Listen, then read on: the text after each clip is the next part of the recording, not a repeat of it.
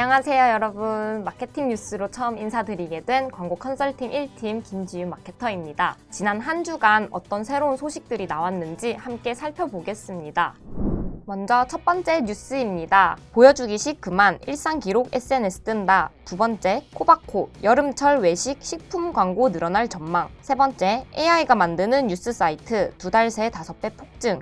가짜 뉴스로 돈도 번다. 마지막 뉴스 1인 가구 잡아라. 이커머스 소포장 소용량 판매 힘주기입니다. 그럼 기사 하나씩 구체적으로 살펴보도록 하겠습니다. 먼저 첫 번째 뉴스는 매일경제 뉴스입니다. 보여주기식 그만 일상 기록 SNS 뜬다. 인스타그램, 틱톡과 같은 SNS 틈바구니에서 일상 기록에 초점을 둔 플랫폼이 각광을 받고 있습니다. 인플루언서 중심의 광고와 과도한 연결성, 보여주기식 컨텐츠에 이용자들이 지친 것이다. 이런 변화에 네이버 블로그와 LG U+의 베티, 다슬래시 대시, 비리얼 등의 플랫폼 인기가 늘어나고 있다. 네이버 관계자는 네이버 블로그는 지인과 소통하는 것보다 기록에 방점을 두기 때문에 긴밀한 관계가 이용 동인이 되는 여타 서비스와 달리 느슨한 연대감을 기반으로 하는 특징이 있다며 기존 콘텐츠가 독자에게 정보를 전달하려 했다면 최근에는 나는 하루를 이렇게 보냈다는 식으로 마치 일기를 쓰듯 본인 입장에서 이야기를 풀어나가는 경향이 뚜렷하다고 설명했습니다. 인플루언서 광고에 지친 많은 사람들의 입소문을 타고 소소한 일상을 공유하는 플랫폼이 점점 인기를 끌고 있는데요.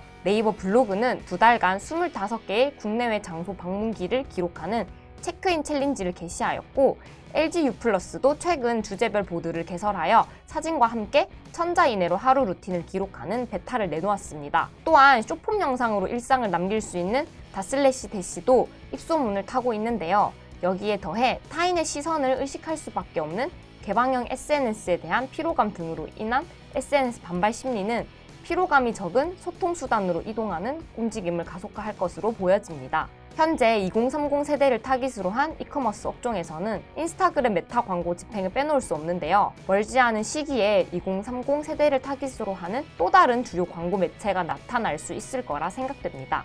두 번째 기사는 연합뉴스 기사입니다. 코바코 여름철 외식 식품 광고 늘어날 전망. 코바코가 여름철을 맞아 외식 프랜차이즈와 식품 업종 광고가 늘 것으로 전망했다. 코바코는 다음 달 광고 경기를 전망하는 광고 경기 전망 지수를 99.8로 발표했다. 전월 대비 광고비 집행이 소폭 하락할 것으로 나타났으며 매체별로는 온라인, 모바일의 광고비가 6월보다 소폭 증가할 것으로 나타났다. 광고 경기 전망 지수는 통계청 국가 승인 통계로 매월 국내 560여 개 광고주에게 다음 달 광고 지출 증감 여부를 물어 응답값을 지수화한 자료입니다. 표를 보면 아시겠지만 제약, 패션, 금융, 보험을 포함한 전반적인 업종은 광고비가 소폭 감소할 것이라 판단되며 치킨, 햄버거, 커피 등 프랜차이즈 업종을 포함한 서비스와 유제품, 조미료 등의 식품 업종에서 광고비 집행이 늘어날 것으로 전망되었습니다. 주요 광고주들은 광고비 집행이 늘어난 사유로 여름 성수기 시즌을 대비한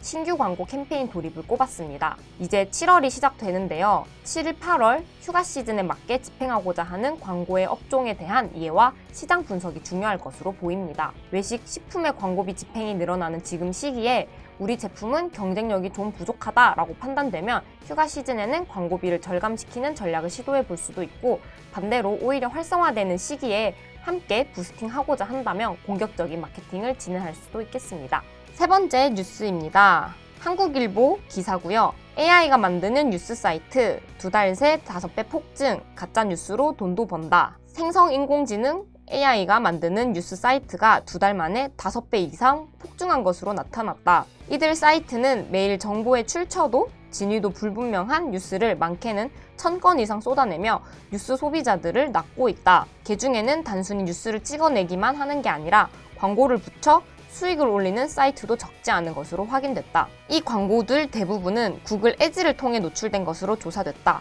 구글은 유해 컨텐츠나 허위 정보를 제공하는 사이트에는 광고 서비스를 하지 않는다는 게 원칙으로 AI 생성 사이트임이 확인되면 바로 광고를 제거하고 있다. 그럼에도 뉴스가드가 400개에 가까운 광고를 찾아냈다는 건 구글의 추적 속도보다 가짜 뉴스 사이트의 증가 속도가 빠르다는 뜻으로 해석된다.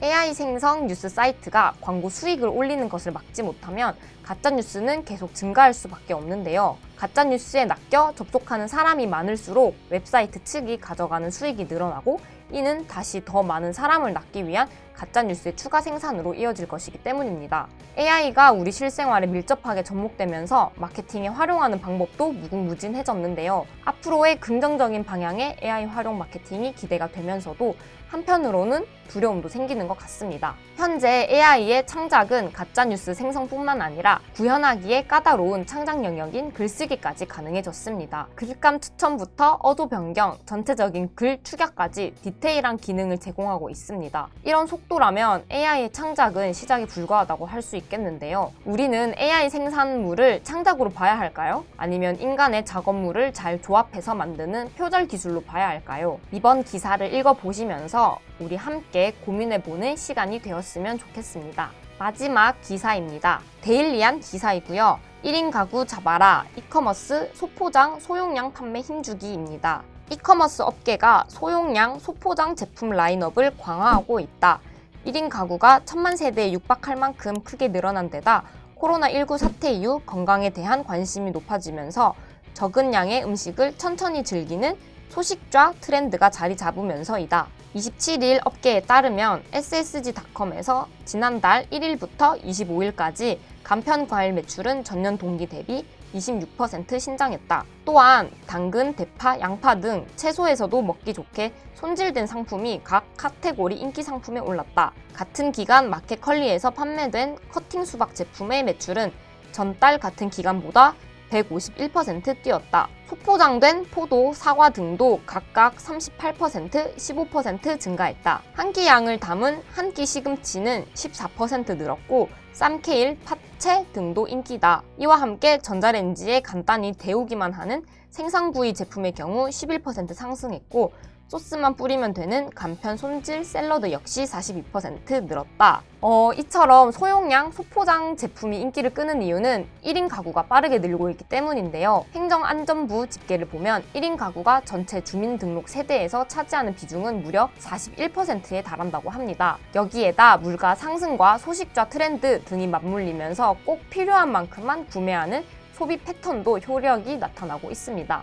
특히 유튜브, SNS 등에서는 식욕을 자극하는 먹방보다는 적게 먹는 소식 콘텐츠가 인기입니다. 연예계에서 적게 먹기로 유명한 박소연과 산다라박이 함께한 홍마늘 스튜디오의 웹예능 밥맛 없는 언니들은 큰 화제를 끌고 있죠. 또한 대형 기업에서 알뜰 쇼핑을 앞세워 1인 가구를 공략 중인 만큼 이커머스 업계에서도 주목해야 할 소비자로 1인 가구가 지목되고 있습니다. 이들을 타깃으로 한 마케팅을 진행한다면 1인용, 소포장, 소용량을 소구 포인트로 광고 전략을 짜는 것도 좋은 방안일 거라 생각합니다.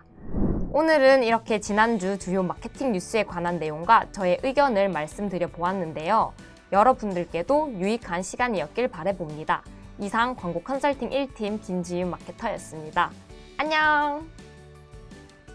끝! 잠깐! 영상에 대한 질문 또는 이 마케터를 더 알고 싶다. 더보기란 혹은 고정 댓글 참고해주세요.